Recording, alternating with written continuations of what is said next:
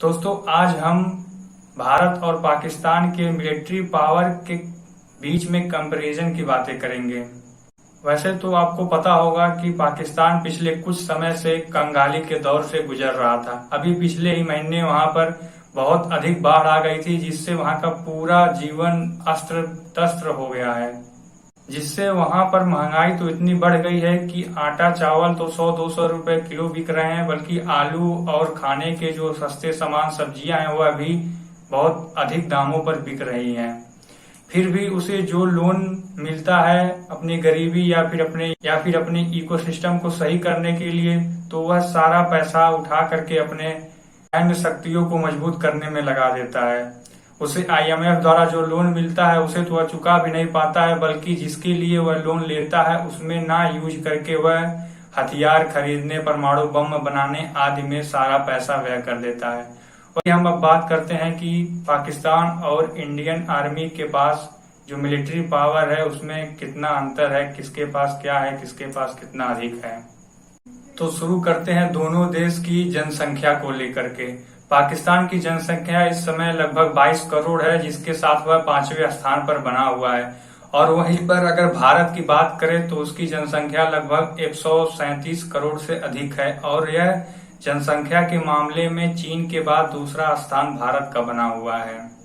अगर दोनों देश के डिफेंस बजट की बात करें तो भारत का 2022-23 का डिफेंस बजट लगभग 5,25,000 करोड़ रुपए के आसपास है।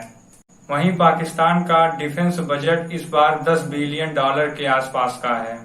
अब बात करते हैं दोनों देश के न्यूक्लियर बॉम्ब के बारे में। पाकिस्तान के पास लगभग 165 परमाणु बम हैं और हमारे भारत के पास लगभग 156 परमाणु बम हैं। बात करें तो दोनों देश अपने परमाणु बम की वृद्धि में लगे हुए हैं। ऐसा माना जाता है कि 2025 तक दोनों देशों के पास लगभग 250 से 500 तक परमाणु बम हथियार हो जाएंगे। अगर बात करें तो भारत के पास इस समय भले से पाकिस्तान की अपेक्षा 10 या 15 परमाणु बम कम है, लेकिन भारत अपने परमाणु बम धरती, आकाश और वायु कहीं से भी लॉन्च कर सकता है। ऐसा सिस्टम भारत के साथ केवल 4 देशों के पास ही है, इसमें US, रसिया, फ्रांस और इजराइल के साथ चाइना है। अब बात करते हैं दोनों देश के एक्टिव पर्सनल आर्मी के बारे में। पाकिस्तान के पास 6.5 लाख एक्टिव पर्सनल आर्मी है, जिसमें से 42,000 जल, 72,000 वायु सैनिक और बाकी के बचे हुए लगभग 5.5 लाख थल सैनिक हैं। अगर बात करें इस बारे में भारत की, तो वह पाकिस्तान से कहीं आगे है। भारत के पास एक्टिव आर्मी लगभग 14.5 लाख के आसपास है। इसमें से 67,000 नेवी, 1,30,000 के आसपास इंडियन एयर फोर्स में, और बाकी के बचे हुए लगभग 12.5 लाख थल सैनिक के रूप में हैं। इसी के साथ हर एक देश के पास कुछ रिजर्व सैनिक भी होते हैं, जिसमें पाकिस्तान के पास लगभग 5 लाख सैनिक है। और वहीं बात करें अपने देश भारत की, तो इसके पास लगभग 11.5 लाख सैनिक हैं।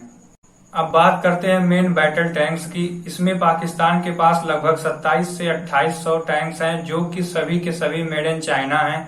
और इसमें भारत के पास लगभग 4800 से ज्यादा बैटल टैंक्स हैं। वहीं हथियारों से लैस इन्फेंट्री फाइटिंग व्हीकल्स और इन्फेंट्री आर्म व्हीकल के मामले में पाकिस्तान के पास टोटल यूनिट लगभग 9500 है। तो बात करें भारत के पास, तो उसके पास लगभग 10,000 के आसपास है। बात करें तो पाकिस्तान यह सभी टैंक्स अमेरिका से लिया है, जब उसके अमेरिका से संबंध अच्छे थे। अब बात करते हैं रॉकेट प्रोजेक्टर के बारे में। तो पाकिस्तान के पास लगभग 550 से अधिक रॉकेट प्रोजेक्टर है। इस मामले में भारत के पास कम रॉकेट प्रोजेक्टर हैं, परंतु भारत के पास रॉकेट लॉन्चर की संख्या बहुत अधिक है। भारत के पास रॉकेट लॉन्चर लगभग 13 से 1400 के बीच में है। अब बात करें तो आर्टिलरीज की, तो पाकिस्तान के पास लगभग 700 आर्टिलरीज हैं, जिसमें से US के द्वारा लिया हुआ M109 भी शामिल है। और अपने देश भारत के पास आर्टिलरीज केवल 100 ही हैं, जिसमें से कोरिया द्वारा लिया हुआ K9 थंडर वज्र की लगभग 100 यूनिटें हैं, और इसे और बढ़ाने की भी उम्मीद है। अब बात करते हैं टो आर्टिलरीज की, जिसके द्वारा भारी से भारी सामानों को टो आदि करके इधर से उधर लाया जाता है, और उसमें बंदूक वगैरह के भी सिस्टम दिए रहते हैं, जिससे युद्ध आदि में उसका प्रयोग होता है। जो कि पाकिस्तान के पास 1600 से 1700 के बीच में है, तो वहीं भारत के पास 3300 से अधिक की संख्या में टो आर्टिलरीज हैं। अब बात करते हैं हवाई हमलों को रोकने के लिए भारत के पास डिफेंस सिस्टम है, जो कि इजराइल और रूस जैसे देशों से मिलकर बनाया गया है। और बात करें तो पाकिस्तान के पास भी एयर डिफेंस सिस्टम है, जो कि सब के सब चाइना से लिया हुआ है, और पता नहीं वक्त रहने पर काम भी करेगा कि नहीं, जिसमें HQ-9, HQ-16 और HQ-29 शामिल है। अगर बात करें भारत के एयर डिफेंस सिस्टम की, तो उसके पास S-400 ट्रम्प जो कि रसिया से लिया गया है, बराक 8 जो कि इजराइल और भारत ने मिलकर बनाया है, आकाश जिसे भारत ने खुद बनाया है, स्पाइडर जिसे इजराइल से खरीदा गया है, और लास्ट में QR-SAM जिसे इंडिया ने खुद अभी कुछ समय पहले ही बनाया है।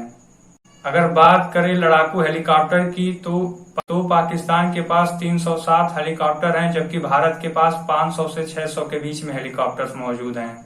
और बात करें अटैक एयरक्राफ्ट की, तो भारत के पास 130 मौजूद हैं और पाकिस्तान के पास 80 से 90 के बीच में मौजूद है।